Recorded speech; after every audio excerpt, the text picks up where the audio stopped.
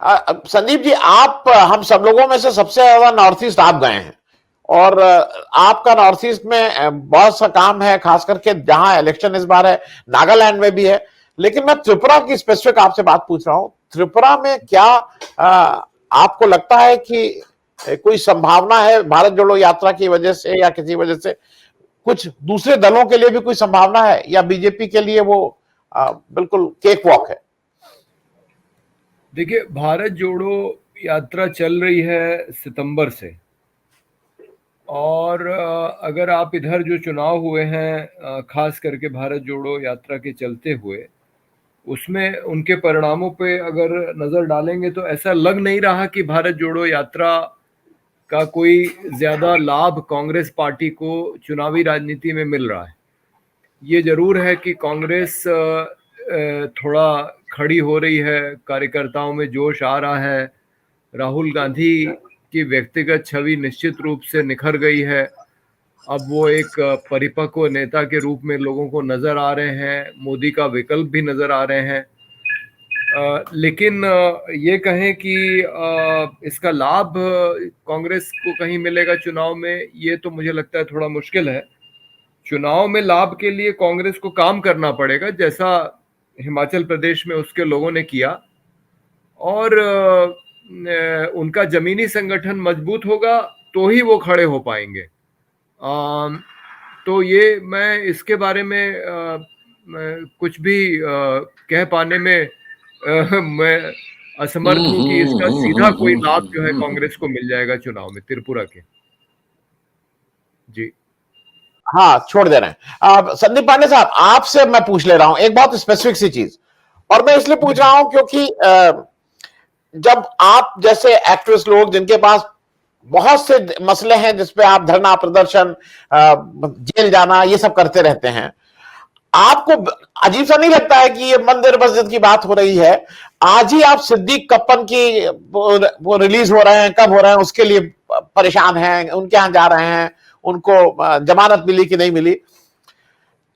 प्रश्न ये सब होने चाहिए जिसपे अमित शाह को अपना एक रिपोर्ट कार्ड देना चाहिए कि भाई हमने एनआईए में इतने लोगों को पकड़ा, हमने वो जो ड्रग के उस मामले में इतने लोगों को पकड़ा, इतने को सजा दी, कि वो ये सब बता रहे हैं कि कोशिश कर रहे हैं कि राहुल बाबा 1 तारीख का टिकट कटा लो, क्या क्या कर लो। मतलब ये जवाबदेही कैसे सरकार की होगी, संदीप पांडे साहब? जी, एक मैं ये जो बहस चल रही है मंदिर वाली और आस्था वाली, इसमें एक ताज़ा जो घटना हुई है उस ओर मैं आपका आकर्षण चाहूँगा। इधर जैन समुदाय काफ़ी प्रोटेस्ट कर रहा था, क्योंकि उनके जो धार्मिक स्थल हैं उनको लग रहा है कि उसको व्यवसायिक केंद्र बनाया जा रहा है। तो ये बड़े आश्चर्य की बात है कि जैसा रविकांत जी कह रहे थे और जैसा ब्रिजेश जी ने भी कहा कि ये राजनीतिक मंदिर बना रहे हैं, ये पर्यटन के केंद्र बना रहे हैं धार्मिक स्थलों को, और जो हिंदू धर्म को मानने वाले लोग हैं उनको ये समझ में नहीं आ रहा है कि किस तरह से उनके धर्म का इस्तेमाल जो है राजनीति के लिए किया जा रहा है। और हम लोग तो जब चित्रकूट से अयोध्या की एक यात्रा निकाली थी उस समय हमने एक स्टिकर छापा था जो निर्मला देशपांडे की किताब से मैंने लिया था।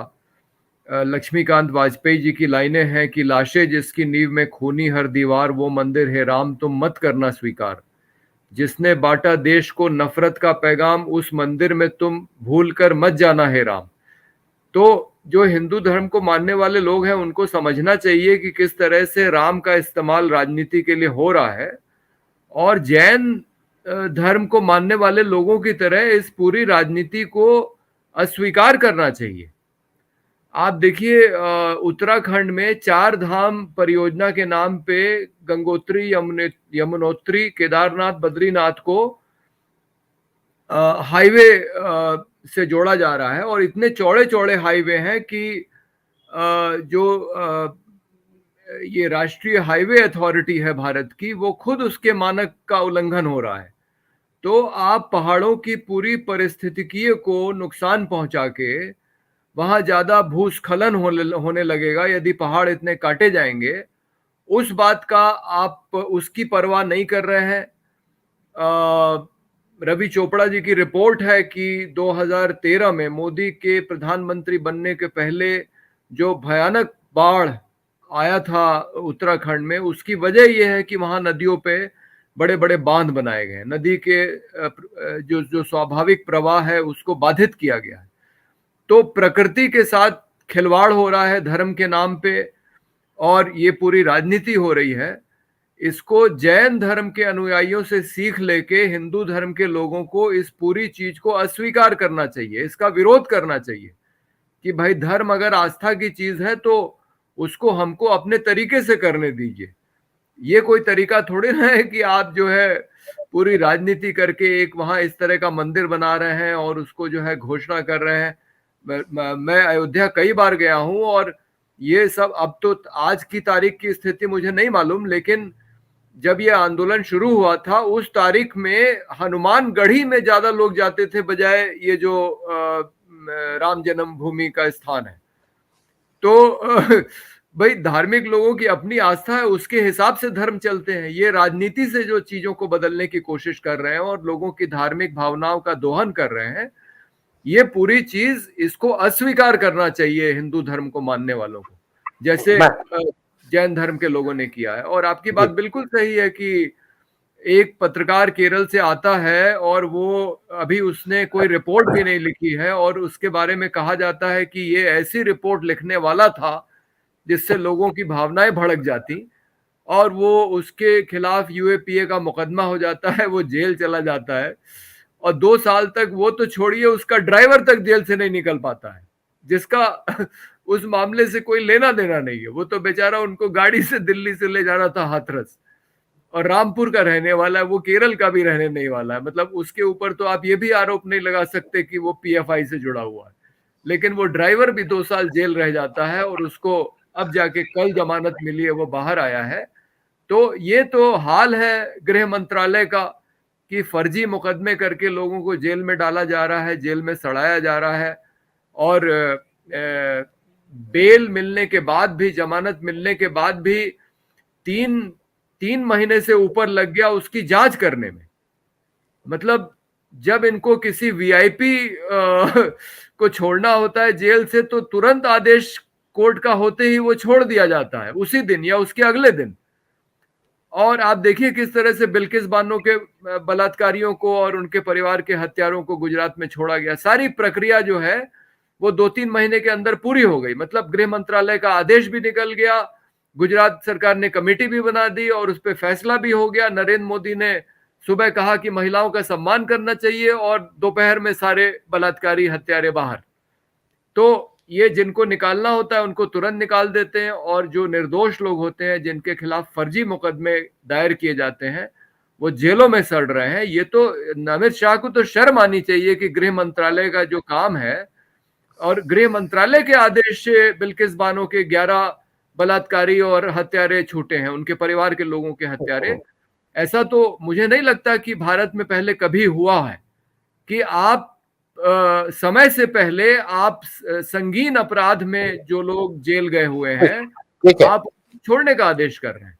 ठीक है, मैं संदीप भाई अपने दर्शकों को एक चीज और बता दूं, और जो मेरी समझ है, और फिर मैं अजय शुक्ला साहब के पास आ रहा हूं। ये जो जैन धर्म के जैन मंदिर का मामला था, देखिए ये जो आप कह रहे हैं वो लोग संगठित हो गए, खड़े हो गए और उन्होंने इस बात को कर लिया, और शायद उनका कहना है कि अमित शाह उनके जैनी हैं जो वहां पे हैं, उनकी बात सुन ली गई।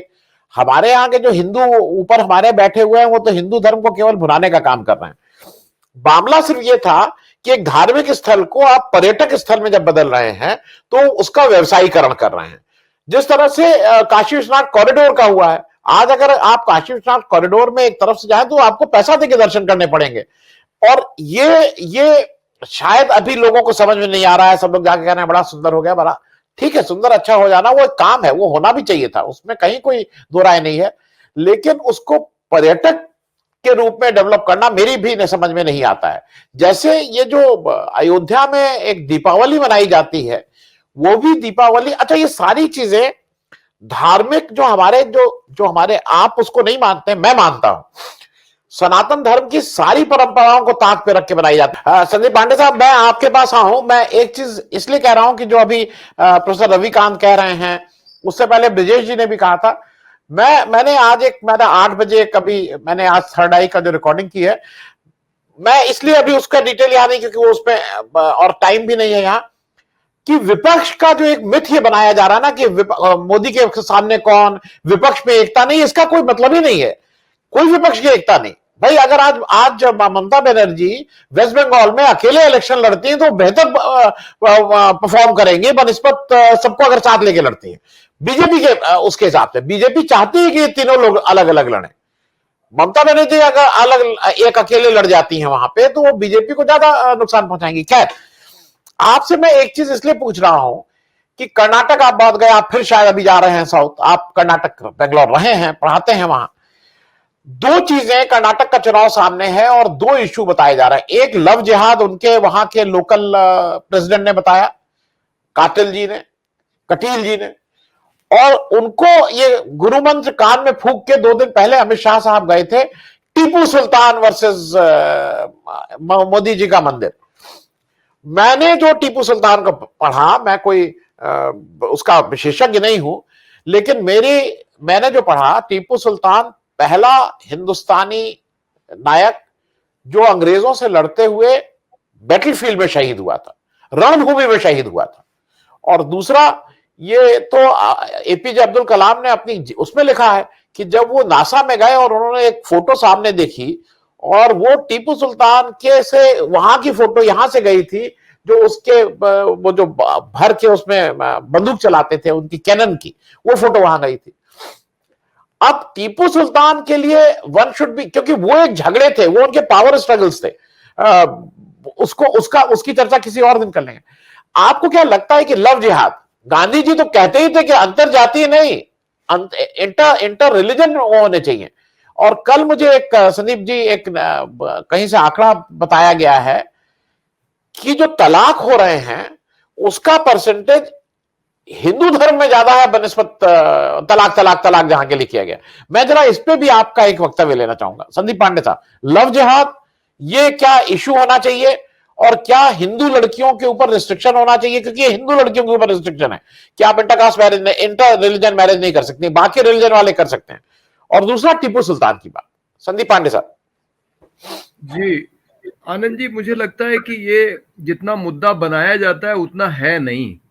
कर्नाटक जाने के पहले हम कानपुर की बात कर लें। यहाँ कानपुर के 22 थानों में जब ढूंढा गया कि लव जिहाद जिसको ये कहते हैं, यानी कि किसी मुस्लिम आदमी ने किसी हिंदू महिला से शादी कर ली हो, जब 22 थानों में ढूंढा गया तो कुल मिला के 14 मामले मिले। और उसमें भी 8-9 ने तो सीधे कह दिया लड़कियों ने कि भाई हमने अपनी मर्जी से किया था।